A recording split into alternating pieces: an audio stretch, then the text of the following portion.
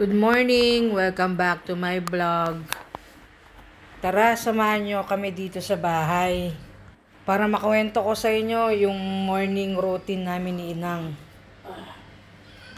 Ang una ko nga palang ginagawa sa umaga ay yung nagliligpit ako ng pinaghigaan ko. Syempre naman, sipag-sipagan tayo guys pag may time.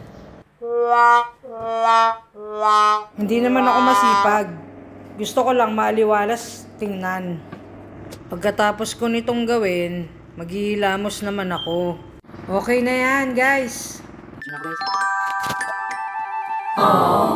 Silipin muna natin si Inang. Yun, tulog pa siya. At malinis naman yung bahay. So, hindi ko naman na kailangan maglinis. Maaliwalas din sa labas, guys. Buksan muna natin yan para makapasok yung sariwang hangin. Habang tulog pa nga pala si Inang, samahan nyo muna ako mag-prepare ng breakfast niya. Ito nga pala yung daisa na tinatawag. Daisa at solid. Parang Quaker oats sa atin. Yan ang paborito ni Inang sa umaga. At lalagyan ko rin yan ng konting asukal. Maglalabas na rin pala ako ng tinapay. Iinitin ko lang yan ng mabilisan. Ayan lang naman ang mga gusto ni Inang sa umaga. Siyempre, hindi mawawala ang kape.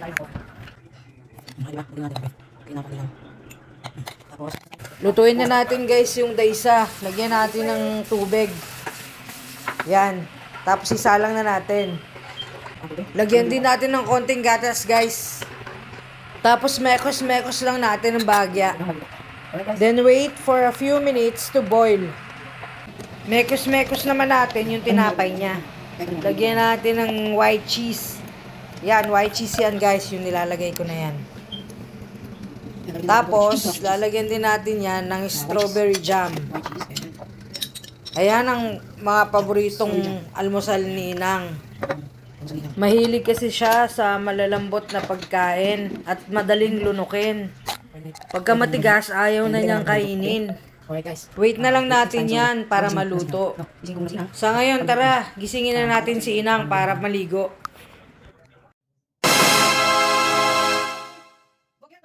Alam nyo ba, hirap na rin tong si Inang makatulog sa gabi.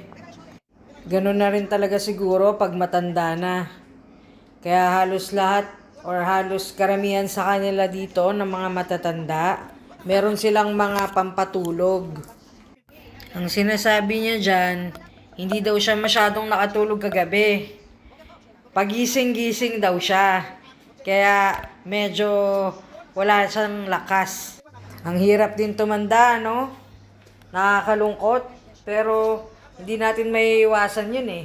Lahat tayo daraan doon. Okay guys, paliguan ko muna siya. Huwag kayong aalis.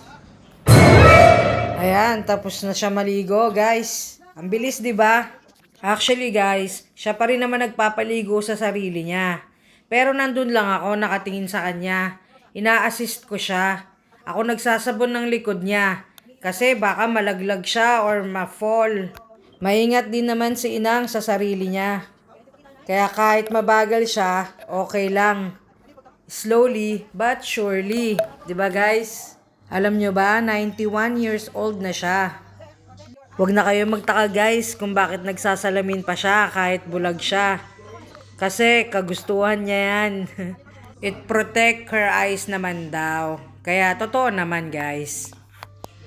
Alam niyo ba guys, magaan ang trabaho ko sa kanya. At sumusunod naman siya at nakikinig siya sa akin. Ang gusto ko lang naman ay ang makakabuti para sa kanya. Para naman nang sa gayoy mahaba pa yung pagsasama namin. At maaalagaan ko pa siya. Ipiprepare ko na nga pala itong breakfast niya sa mesa.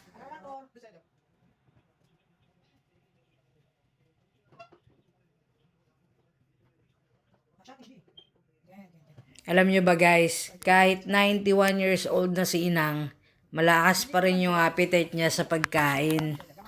May mga times na ayaw niya yung mga food na piniprepare, pero nauubos naman niya. At umihirit pa siya. Mahilig nga palang makinig ng news si Inang habang kumakain ng breakfast. Ang trip ko namang breakfast dyan ay pizza at kape. O paano ba yan guys? Thank you for watching. Paalam!